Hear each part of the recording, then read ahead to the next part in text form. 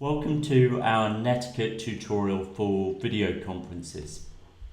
In this session, we're going to be learning how to prepare ourselves for a video conference, how to access a meeting, specifically a Zoom meeting that your teacher sends to you, and how to use the Zoom platform and follow some basic netiquette advice which is specific for video meetings.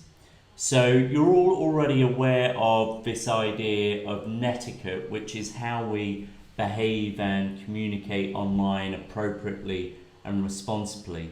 We're going to look at that a little bit deeper in this session about what netiquette looks like in terms of video communication.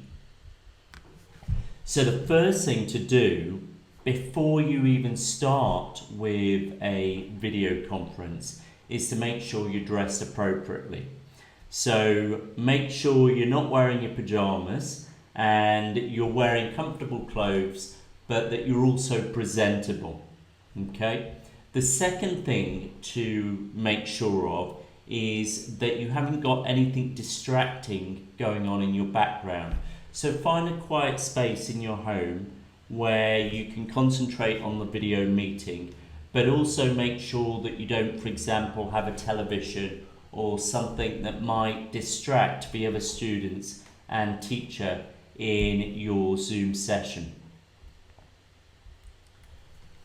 The third thing just to say is that these Zoom meetings will take place from time to time, every so often, when your teacher feels that a real-time communication online is something that's going to be really useful for you.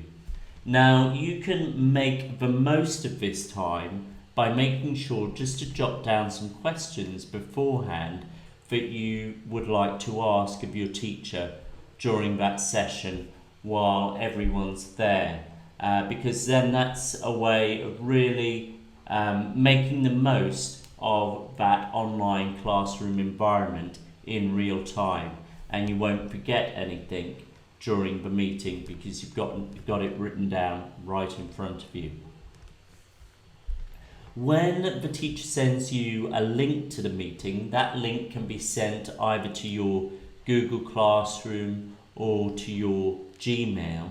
All you need to do, and here's an example of Mr. Jeremy, our head teacher, having sent me a link to a Zoom session, a Zoom meeting. All you'll have to do, just as I did, is click on that link to enter the meeting. Now, it's worth mentioning you don't have to worry about having Zoom installed on your computer. You do not need any particular application installed. You do not need a Zoom account. You simply need to just click on the link that your teacher sends you.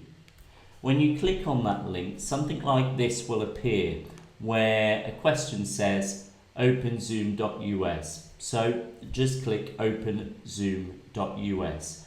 You'll then see this window which says launching. If after a moment or two nothing seems to be happening, then you can click where it says if nothing prompts from browser, click here. So where that yellow arrow is pointing, just click on that button. When you first enter the meeting, your teacher may have allocated you to a waiting room. So just be patient while your teacher brings students in one by one. It will say on the screen if you've been allocated to a waiting room. And when you're in that room, be mindful of the fact that when it's your turn to speak, it's good netiquette practice to talk to the camera on your computer rather than just talking or looking too much at the screen. By looking at the camera and talking to the camera, it gives the impression that you're paying close attention to the other participants because it emulates that experience of eye contact when you're looking at the camera as opposed to just looking too much at the screen. So certainly when it's your turn to speak, if your teacher picks you to ask a question or you're given an opportunity to talk, just make sure you're looking at the camera when you're talking to the other participants instead of looking at your screen. On that note, your teacher from time to time may invite you to ask a question. Likewise, you have the opportunity just to raise your hand if you want to ask a question or say something. This is really good netiquette practice in video conferences, video classrooms, because it shows the teacher that you want to talk without you interrupting. So just as you would in the classroom at school, when you want to talk or you want to ask a question, just put your hand up and the teacher will come round to you and pick you. When you enter into the room and you're in the room, you'll be able to see all the other participants who are online as long as you click on Gallery View. Now, Gallery View is a preferred option for you because then if there's other students with their hands up, you'll be able to see that other students have their hands up. Also, down at the bottom, when you hover your cursor over the bottom of the window, you'll see the Zoom toolbar.